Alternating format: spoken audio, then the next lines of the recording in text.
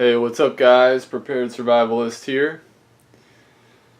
Haven't done a video in a while, so I wanted to give you some content. So I got a couple Coldsteel tomahawks here.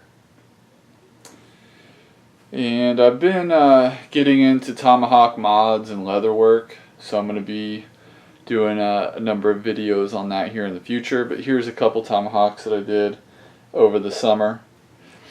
The first one is the Coldsteel Spike Hawk, and I did this as kind of like a zombie apocalypse type motif here. You see I got the biohazard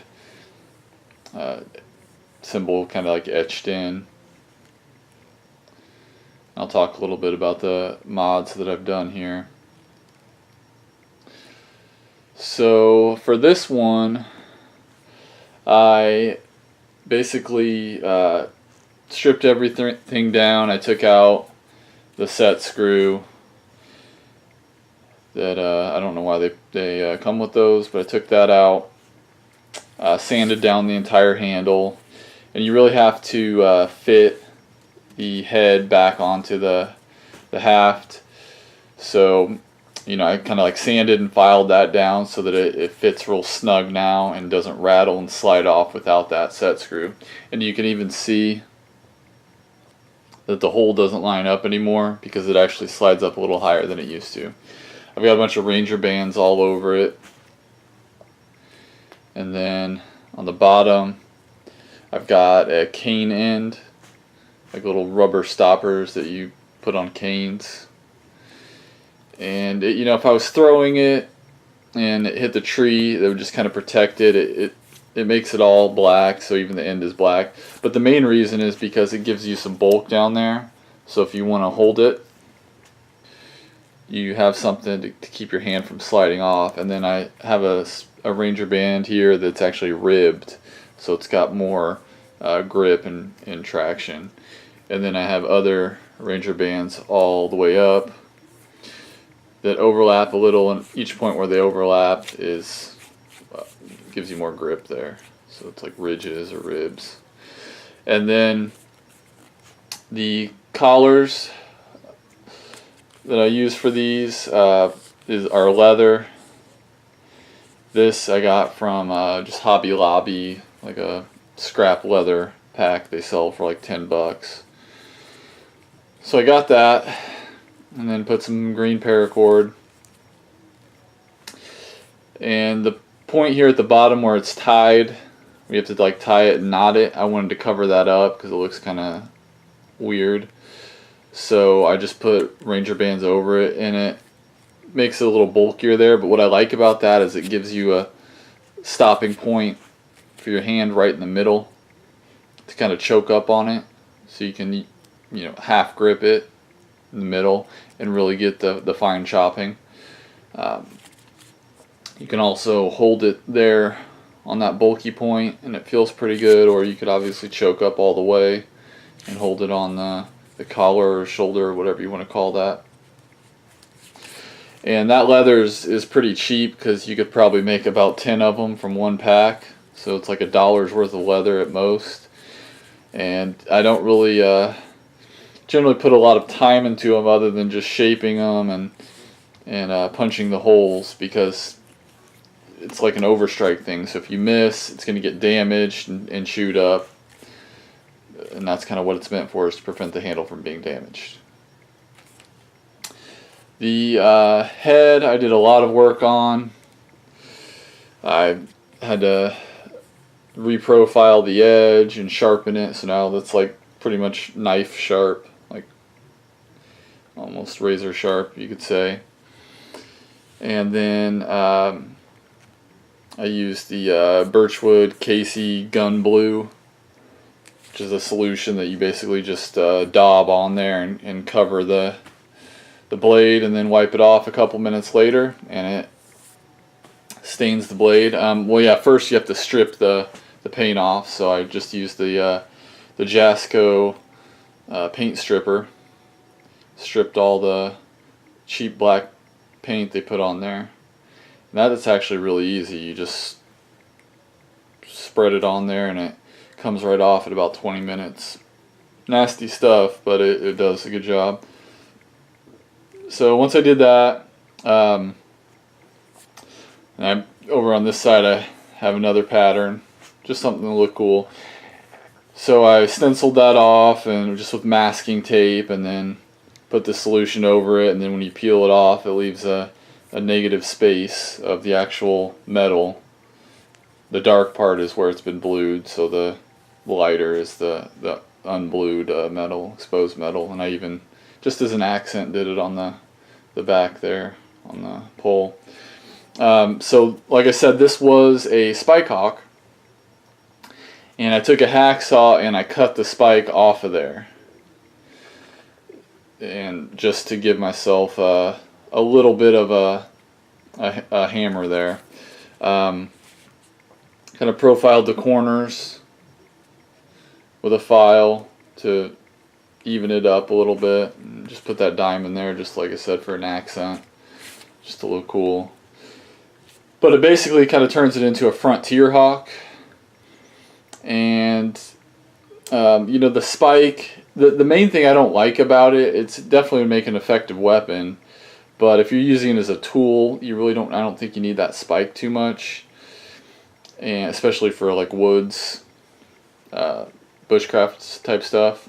And I haven't actually used this one yet because I have a number of other ones that I use, but it makes it lighter and easy to carry. You don't have something sticking out on each end, so that's why I chose to do that. So I think it looks pretty cool, pretty badass. I sand the wood and stain it, which you can't really see. I even cut, actually I didn't cut the end off, the top off on that one. And then I have a sheath. I started making sheaths or masks for the blade.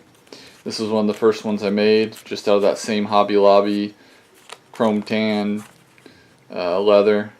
Just put some cap rivets and a snap in there, line 24 snap I think it is. Did a little leather treatment to it. But it works pretty good.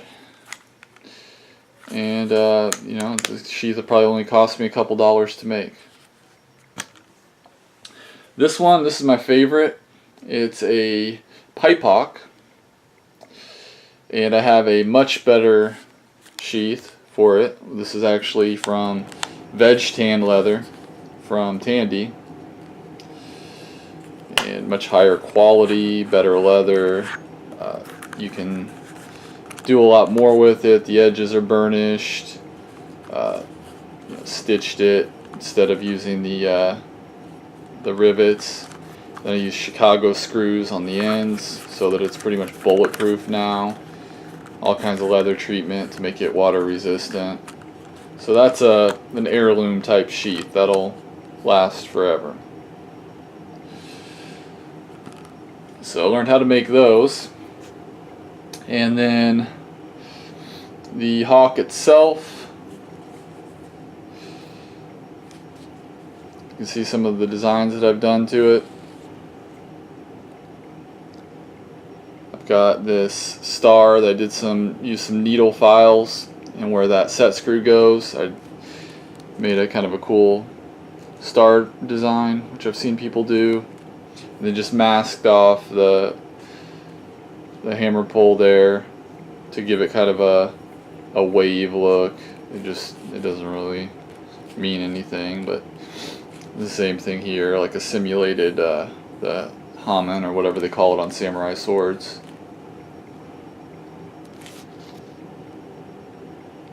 Kind of see that, and you can't really get away from these heat treat marks. Once you show, I think that's probably one of the main reasons they have to put the black paint on. It's because they have these really ugly looking heat treat marks where they differentially temper the edge of the blade so that it doesn't get, or so that's stronger at the cutting edge and harder, I should say. You can really see it there. camera picks it up, but yeah, so the gun bluing helps with that, gives it kind of a more rustic look and covers up the imperfections, but you'd really have to sand and mirror polish a lot of that out for that to not show. So this one I have used quite a bit on projects and such, and the handles I've actually cut down. So this handle is, I think, 17 inches. The Spike Hawk handle is 19 inches, but this one fits in my backpack easily. And I did I used more of the same Hobby Lobby leather, put some leather treatment on it, and I actually put in eyelets in each of the holes just because I had the time. I wanted to make it look cool, but it's, like I said, it's kind of a waste of time because in the end they're cheap, but in the end you're probably gonna replace this this collar you know, once it gets damaged and tore up, because it'll just depends on how much you use it and how accurate you are. But for now, I think it looks cool because it's got those metal eyelets in there. And then the handle, I went ahead and stained, and then I burnt in rings around it, which, you know, most of it, two-thirds of it you can't even see, so it's kind of like, what's the point, because you only see a couple rings. But yeah, I did the whole thing and stained it and put some polyurethane coating on it, so it's pretty weather resistant. And I actually wrapped the leather around the handle to give it a grip, and then covered that with Ranger bands, so it's got really kind of pronounced ridges for your fingers, for grooves. Nice grip on it. And then the end is angled, just as kind of a cool accent feature. Instead of just having it cut off, I did it at an angle, so I think that looks kind of cool. There are some differences in the blades between the Spike Hawk and the Pipe Hawk.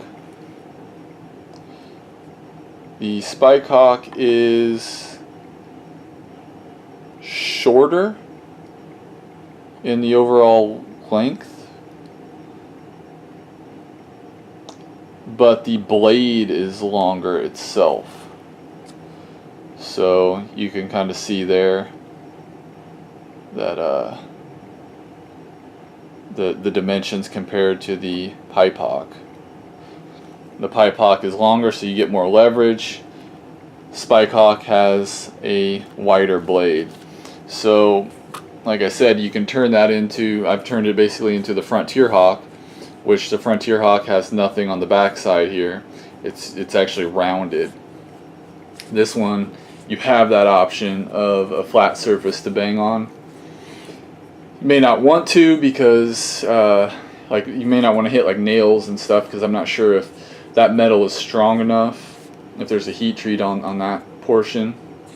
Once you cut it off, that may not be meant for you to bang on it like rocks and metal and stuff. So, but it's thick enough so you can see that that's 2/3 of an inch thick, so I don't see that breaking there anytime soon, but you never know. But yeah, this one, you know, it's just got nice wide blade. It's kind of shorter, closer to the handle compared to the Pipe Hawk, which sticks out further, a little slightly thinner blade. Again, you get good leverage. I like this just kind of cool design, how it cuts in, and as opposed to, I mean, this one has a cool design too to it, but you can see the differences there. This is flat across, whereas this one comes to a point. So there's some different design features there, but you know, and they're fairly inexpensive. The Hawks themselves are $25-30, but I went out right away and spent probably $150 in all kinds of tools and materials, paint stripper, I mean so much stuff that it takes to modify these. You can really spend a lot of money.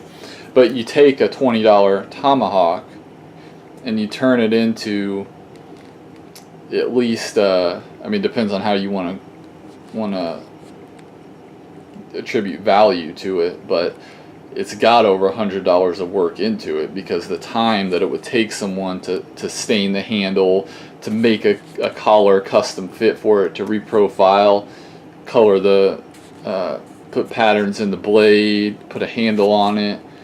I mean, that takes a lot of time, so, and money. So you definitely increase the worth of it, and it makes it much more functional. I mean, these things out of the box is pretty much a piece of crap, as far as just the quality of it. Really what you're buying is just the metal, and then they do come with a decent handle as far as the wood, but it's all chewed up and there's a shelf on it, and the head's biting into the wood, so you gotta really clean it up to make it worth anything and make it look nice and make it function good. They're not sharp out of the box, so. But yeah, I just wanted to show these off, and I do have some more tomahawks, so there'll be more tomahawk videos. There'll be more videos on the leather products that I have made for these, and just my leather craft in general, which is something I started this summer. So I'll be doing some more on that. So hope you enjoyed the video. Make sure to like, comment, subscribe. Thanks for watching.